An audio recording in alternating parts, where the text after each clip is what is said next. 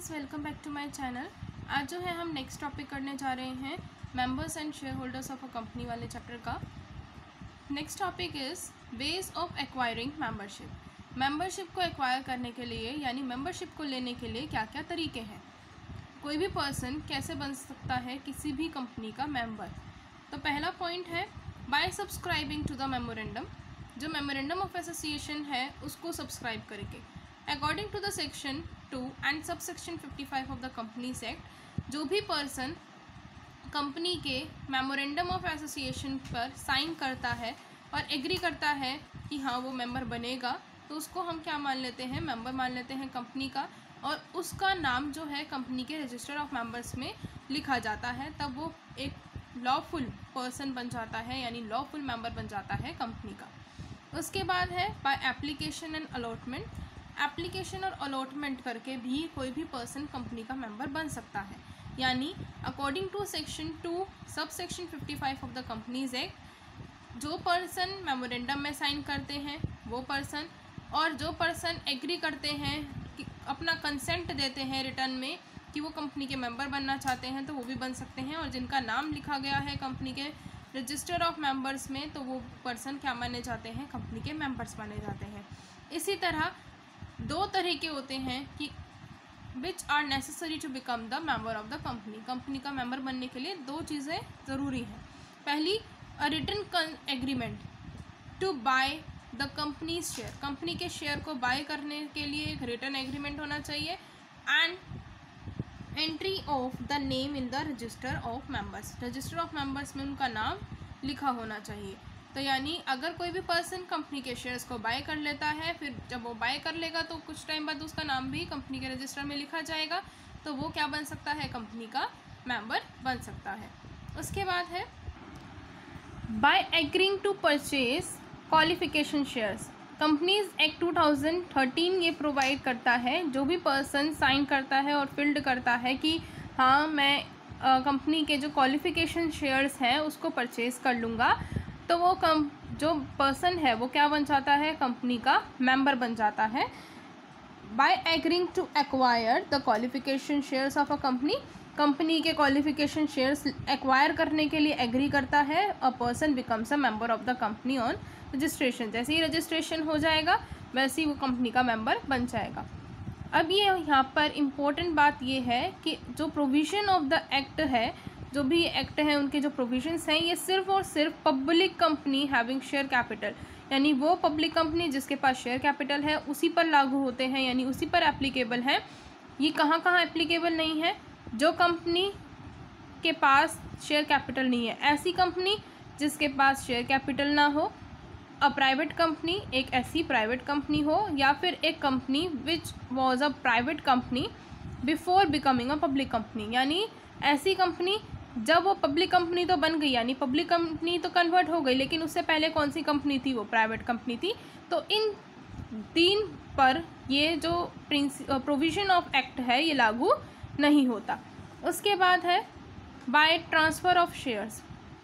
According to section 44 of the companies act, ये कहा गया है कि अगर मान लीजिए मेरे पास किसी कंपनी के शेयर्स थे, वो बाद में मैंने ट्रांसफ़र कर दिए, और जो ट्रांसफ़रर है यानी मैं ट्रांसफ़र हुई और जो ट्रांसफरी है वो क्या बन जाता है, कंपनी का मेंबर बन जाता है। अब शेयर्स जो हैं एक तरीके से कंपनी की मूवेबल प्रॉपर्टी होते हैं, और इसका ट्रांसफरेबल जो होता है वो उस मैनर में किया जाता है जो कंपनी के आर्टिकल्स ऑफ एसोसिएशन में लिखा गया है, जिस तरह से कंपनी के आर्टिकल्स में ये बात बताई गई हो। ठीक है, अगर उसके आर्टिकल्स उसको प्रोवाइड नहीं करते हैं कि आप अपने जो भी शेयर्स हैं उसको ट्रांसफ़र कर सकते हैं, तो ऐसा नहीं होगा, यानी वो ट्रांसफ़र नहीं कर सकते। अगर आर्टिकल्स ऑफ एसोसिएशन में ये लिखा गया है तो आप आसानी से कंपनी के शेयर्स को क्या कर सकते हो, ट्रांसफ़र कर सकते हो।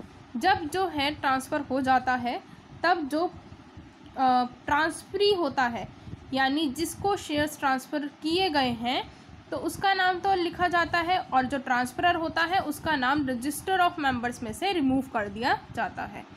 उसके बाद है बाय ट्रांसमिशन ऑफ शेयर्स और सक्सेशन, यानी अब जो है ट्रांसमिशन ऑफ शेयर्स और सक्सेशन में ये है कि अगर इन केस ऑफ डेथ या इंसॉल्वेंसी या ल्यूनेसी का अगर केस है किसी भी मेंबर का, तो उसके जो शेयर्स उसने हेल्ड कर रखे थे वो किसी भी एक लीगल रिप्रेजेंटेटिव को भी ट्रांसमिट कर दिए जाते हैं और वो क्या बन जाता है, होल्डर बन जाता है।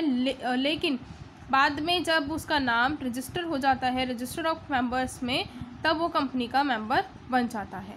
और उसी तरह से वो हर चीज़ के लिए लायबल होता है, वो डिविडेंड रिसीव करने के लिए लायबल होता है, जितनी भी कॉल्स हैं उनको पे करने के लिए लायबल बन जाता है। उसके बाद है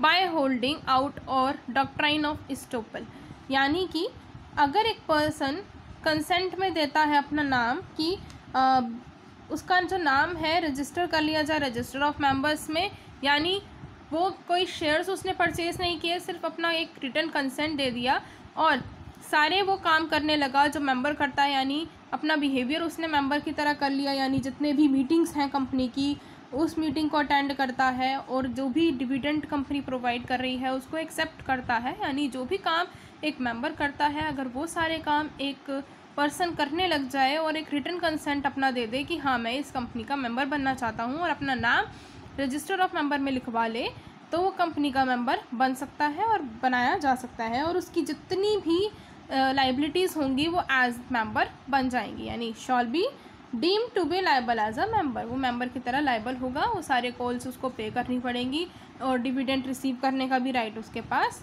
होगा। फिर नेक्स्ट है by surrendering share warrant, share warrant surrender कर देना। शेयर वारंट को सरेंडर कर दिया, अब कंपनी जैसे मैं हूँ, मैंने शेयर वारंट ले रखा था कंपनी का, मैंने सरेंडर कर दिया, मुझे अब शेयर वारंट नहीं चाहिए, तो कंपनी क्या करेगी, मेरा नाम उस शेयर वारंट से हटा देगी और कंपनी के रजिस्टर ऑफ मेंबर्स में लिख देगी और फिर मैं क्या बन जाऊँगी, कंपनी की मेंबर बन जाऊँगी। लेकिन अगर शेयर वारंट, आपको पता ही है पहले हमने टॉपिक किया था distinction between share holder and members, अगर आपने वो वीडियो नहीं देखा है तो देख लीजिएगा, बहुत अच्छे समझ आ जाएगा। जो शेयर वारंट होता है वो कंपनी का मेंबर कभी भी नहीं होता, वो सिर्फ एक शेयर होल्डर होता है।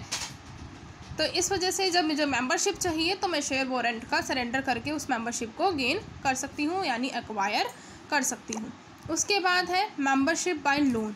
अगर मान लीजिए किसी कंपनी ने किसी भी पर्सन से लोन लिया है, लोन लेने के बाद अब उसका पैसा तो उसको देना है, तो वो क्या करती है, उसके बदले में शेयर्स दे देती है और उसका नाम रजिस्टर ऑफ मेंबर में लिख देती है, तब भी वो पर्सन क्या बन सकता है, कंपनी का मेंबर माना जाएगा वो पर्सन भी।